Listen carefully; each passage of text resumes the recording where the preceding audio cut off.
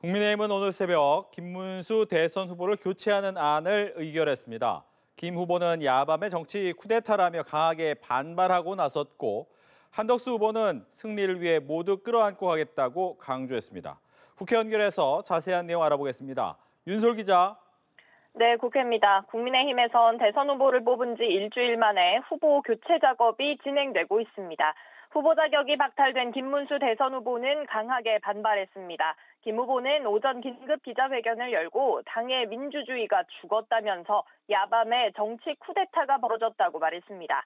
그러면서 아무 권한이 없는 비대위가 후보 교체를 결정했다며 책임자들에게 법적 정치적 책임을 묻겠다고 공언했습니다.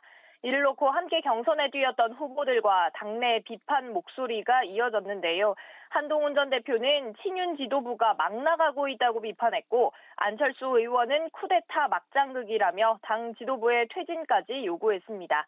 홍준표 전 대구시장은 당 상황을 놓고 후보 약탈 교체로 파이널 자폭을 했다고 비판했고 나경원 의원은 참담하다고 표현했습니다. 반면에 권영세 비상대책위원장은 기자회견을 열고 반박에 나섰습니다.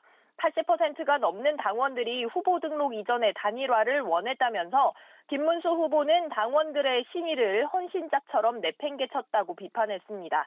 그러면서 읍참마속의 심정으로 뼈아픈 결단을 내릴 수밖에 없었다고 항변했습니다.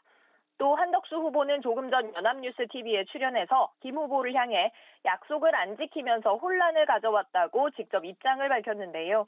단일화를 바라는 국민의힘이 단일화 과정에 들어간 거로 믿는다면서 그 과정에서 만족을 못하는 분들도 있겠지만 국민 선택을 받는 것에 비하면 사소한 일이라고 말했습니다.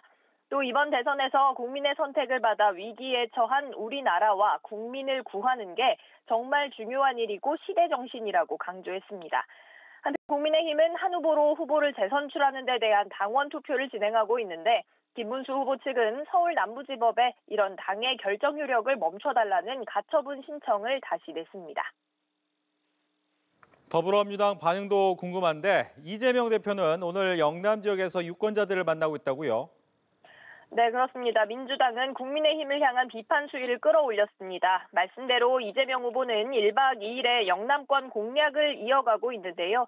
이 후보는 어제 경북을 찾은 데 이어 오늘은 경남 일대를 돌며 지지를 호소하고 있습니다.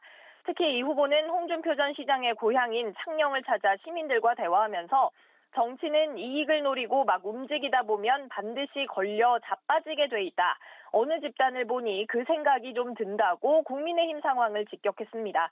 이어 진주를 방문해 문영배 전 헌법재판관 은사로 알려진 지역 독지가 김장하 선생과 차담을 가진 뒤 브리핑에서 우리 사회에 돌 없는 제대로 된 밥을 지어야 하지 않겠냐는 말씀을 들었다고 강조했습니다.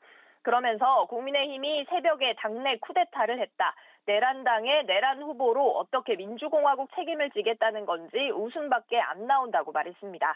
김민석 상임 공동선대위원장은 기자회견에서 국민의힘 권영세 비대위원장과 권성동 원내대표를 향해 당권을 먹으려다 당 자체를 폭파시킨 보수 정당사 최대 바보들로 기록될 거라고 말했고요. 황정화 선대위 대변인은 논평을 내고 대선 포기를 선언하고 해산해야 한다면서 국민의힘 대선 후보 경선에 나섰던 전원이 사기 피해자가 됐다고 비판을 더했습니다.